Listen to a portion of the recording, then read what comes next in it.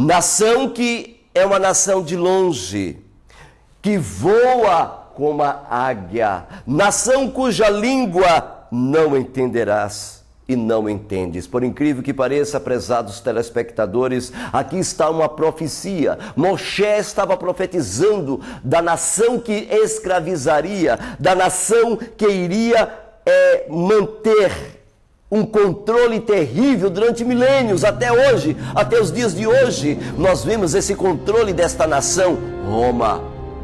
Prezado ouvinte, Roma. Interessante que o símbolo de Roma era uma águia. Veja que a profecia aqui estava perfeitamente colocada e evidenciada pela boca de Moshe de uma maneira clara, visível. É incrível, prezados ouvintes. Durante a sucessão dos séculos, os judeus foram considerados por alguns como bodes expiatórios das nações. Foram culpados de qualquer tragédia, foram caluniados. Sempre a estratégia daquele que é usado por Satã é calúnia. É caluniar o judeu, é dizer algo que ele não fez. Por exemplo, era considerado como a escória da terra. Expressão hoje até que falamos judeus, não me judia. Esta expressão até hoje se vê no dia a dia, né, prezados ouvintes?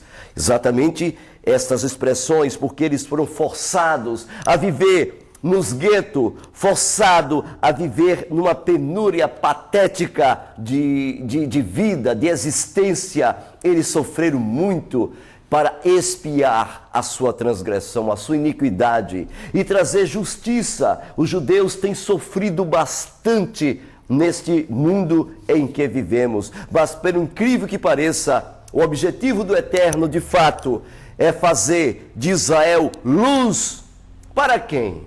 Luz para os gentios.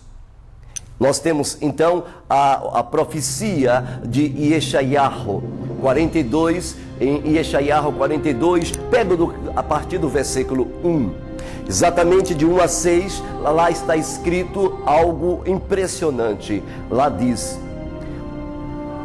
e eu, o Yehoá, te chamei em justiça, e te tomarei pela mão, e te guardarei, e te darei por aliança do povo, e para a luz de quem? Isto, prezados ouvintes, para a luz dos gentios. Outro versículo falando sobre isso nos diz: eis aqui o meu servo, a quem sustenho. Esse aqui é Israel, tá, querido? O meu eleito, em quem se apraz a minha nefesh, a minha alma. Pus o meu ruach dentro e sobre ele, e ele trará justiça a quem? Aos gentios. Bem, exatamente o Eterno tinha um propósito pelo qual, quando o povo olhasse a nação de Israel, prezado telespectadores, e percebesse que as mulheres israelitas não abortam, não têm câncer de útero, os homens não transmitem doenças venéreas, as pessoas vivem até 200, 100, 150 anos. Por que tanta longevidade? Quando as nações então perguntassem: por que este povo é tão próspero? Por que este povo, quando coloca a mão em alguma coisa, prospera? Por que este povo, quando vão para a guerra, vence? Por que este povo, eles não morrem de câncer, e nem tampouco suas mulheres têm câncer de útero ou qualquer maldição? Exatamente porque este povo, ele guarda a Torá. Ele guarda as leis do Eterno, os mandamentos, os estatutos e os juízos do Eterno. E então, quando os gentios perguntassem, e então os gentios iriam ser movidos pela ação do Eterno na vida daquele povo, e queria se unir com o povo de Israel. Porém, o Eterno deu um tempo para que os judeus se adequassem, para que o Yahudim se adequasse às suas leis, para que o Yahudim praticasse, fizesse parte dos seus planos e executassem a missão que Adonai designou para eles, que é exatamente ser luz para os gentios, prezados telespectadores. E então nós temos um termo conhecido, muito conhecido, como a expressão tempo dos judeus. Se existe uma expressão que pode estar indireta ou indiretamente reconhecida nos textos da palavra do Eterno como tempo dos judeus ou tempos dos Yehudim, assim também existe um tempo dos gentios. Bem, nós já tivemos aqui na história exatamente algumas situações em que o tempo dos gentios chegou ao seu clímax, ao seu ápice. Exatamente, nós temos uma das primeiras citações bíblicas, é no tempo do Egito, quando o Eterno apareceu a Moshe e disse: porque o tempo dos Hananeus ainda não chegou ao seu ápice.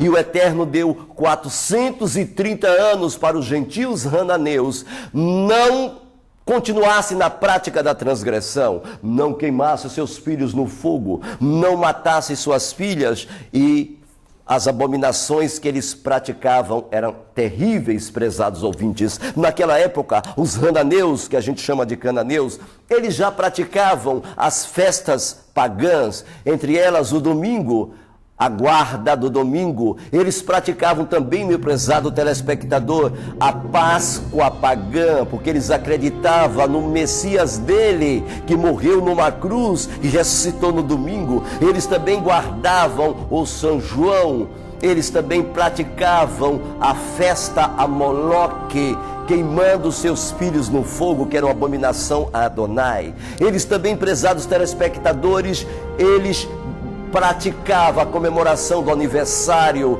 do Salvador deles, que era o Carnaval, que nasceu no dia 25 de dezembro. Eles também praticavam essa festa o dia 25 de dezembro e o Réveillon, o primeiro do ano. Por incrível que pareça, prezados ouvintes, estas nações tiveram um tempo para elas. Estas nações tiveram um período para elas. E quando um período de uma nação chega ao seu ápice, vem logo depois o juízo.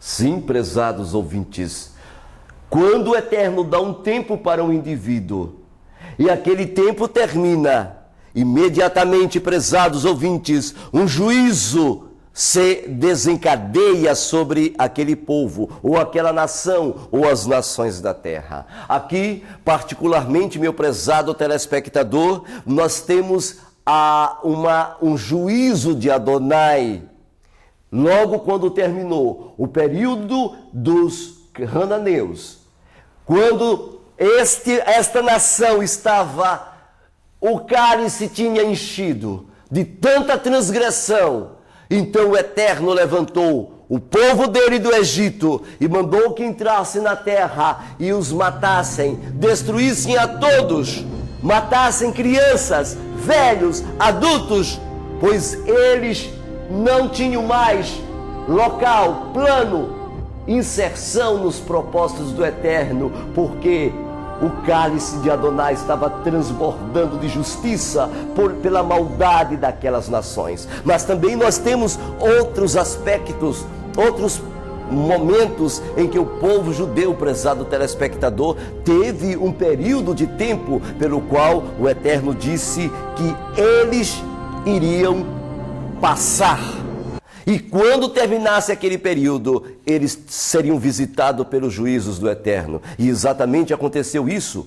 Exatamente ao terminar o tempo de não significa que o Eterno rejeitaria aquele povo. Foi o que aconteceu com Hananeus. O Eterno depois que mandou destruir os Hananeus, ele deu novas oportunidades àquele povo. Ele não se afastou completamente. Assim também aconteceu com o povo de Israel. O povo de Israel se envolveu com tanta idolatria, se envolveu com tanta corrupção, prezados telespectadores. O povo de Israel se envolveu com tanta maldade. O povo de Israel se envolveu com tanta corrupção, igual faziam os hananeus. O povo de Israel estava praticando a guarda do Natal, estava também acompanhando a Páscoa de Tamuz, estava aceitando a adoração a Deus, a mãe que se vestia de azul. estava com os quadros da deusa mãe, adorando e se prostrando diante dela, e que participava da missa, da hóstia, e participava de toda aquela ceia pagã de Mitra. Vocês sabem que a Santa Ceia, prezados telespectadores, ela teve origem lá na Babilônia, com Mitra. Você sabia que os Yahudim, eles não praticam Santa Ceia? Se você não sabia, sim, é uma realidade, eles não praticam Santa Ceia. Eles praticam a Pessa, que é uma vez ao ano, quando Yeshua assim participava como costume. Ele era um judeu e participava junto com outros, um povo, os discípulos, os talmidins, os mitraicos, que veio exatamente a palavra mitra, veio dos persas. Eles praticavam uma santa ceia pagã instituída por Samiramis, que simbolizava o corpo de Tammuz. Este é o meu corpo que é dado por vós, comei isto. Exatamente Tammuz, ele tinha exatamente a Eucaristia, onde se comia o corpo e bebia o sangue, exatamente de Tammuz. Todo este paganismo, Israel agora estava absorvendo das nações. Israel agora estava querendo se envolver com esta corrupção. Israel também estava praticando o Réveillon e também o São João. A período de Moloque, prezados telespectadores, era um período em que os filhos, Israel pegava as suas filhas e colocava em um velho feito de mármore, de pedra, e ele tinha uma mão estendida com a base de pedra no seu interior. E eles colocavam as crianças para serem queimadas em sacrifício ao deus Moloque. Não é à toa que a etimologia desta palavra Moloque foi que surgiu a palavra moleque. Este termo veio daí, prezado telespectadores.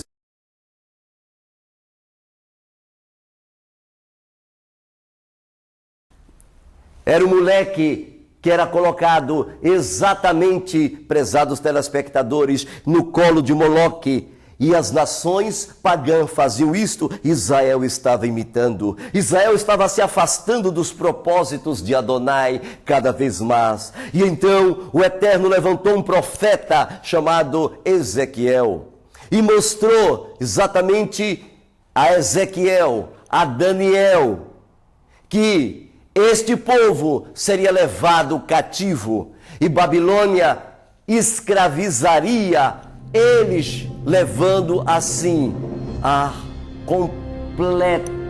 completa escravidão babilônica. E o Daniel, quando foi visitado pelo Melahim Gabriel, o Eterno profetizou a Daniel e disse: Daniel, 70 anos este povo ficará ali preso. Veja que o número 70 sempre está ligado ao número de perfeição, ao número de crescimento, ao número de ação do Eterno. O número 7 é fantástico. 70 anos profetizou o cativeiro babilônico. Nabucodonosor, então, prezados telespectadores, levou o povo lá exatamente para a Babilônia.